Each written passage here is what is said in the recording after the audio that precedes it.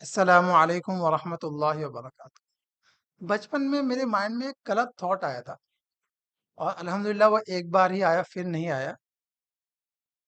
ہوا یہ کہ میں گھر کی چھت پہ کھڑا تھا اور میں سوچنے لگا کہ یہ خدا جیسی کوئی چیز نہیں ہوتی۔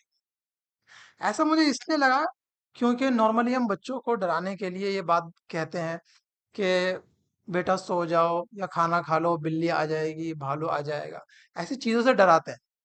لیکن جب بچہ تھوڑا سا بڑا ہوتا ہے وہ سمجھ جاتا ہے کہ کوئی نہیں آنے والا، یہ سب جھوٹ ہے۔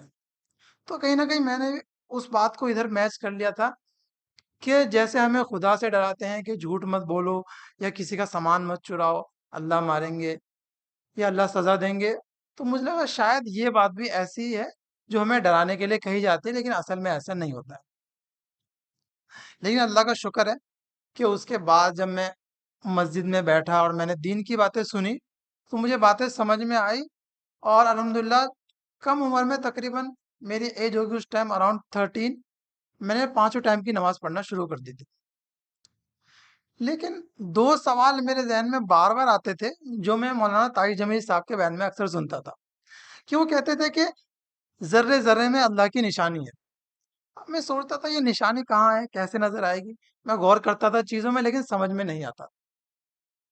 لیکن الحمدللہ کچھ سالوں بعد دھیرے دھیرے کر کے مجھے وہ نشانیاں بھی نظر آئی، اور دوسرا سوال یہ تھا کہ چلو اگر ہمیں نشانی نظر آ بھی گئی تو یہ کیسے پتا چلے گا کہ وہی خدا اصلی ہے جسے ہم مان رہے ہیں؟ کیونکہ دنیا میں اور بھی تو دھرم ہے، اور بھی ریلیجن ہے، اور بھی لوگ الگ الگ خداؤں کو مان رہے ہیں، تو یہ کیسے پتا چلے گا کہ اگر خدا ہے بھی تو وہ وہی خدا اصلی ہے جسے ہم مان رہے ہیں؟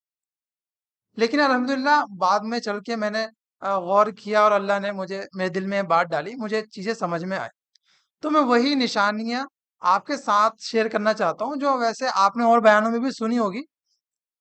تو پہلے میں اگلی ویڈیو میں ایک شارٹ سا ایک ایگزامپل آپ کو دوں گا جس سے مجھے کافی ہیلپ ملی ان نشانیوں کو سمجھنے میں۔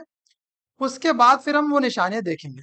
ہو سکتا ہے وہ نشانیاں آپ نے پہلے دیکھی ہو، سنی ہو، لیکن اس کو انشاءاللہ ہم ایک بار دوبارہ غور کریں گے، سنیں گے، تو اس سے ہمارے ایمان میں ہی اضافہ ہوگا، کیونکہ اس کا ہمیں حکم بھی دیا گیا ہے کہ ہم اللہ کی بنائی ہوئی چیزوں میں غور کریں، سوچیں کہ اس نے اس کو ان چیزوں کو کیسے بنایا ہے، اس سے ایمان بھی تازہ ہوتا ہے۔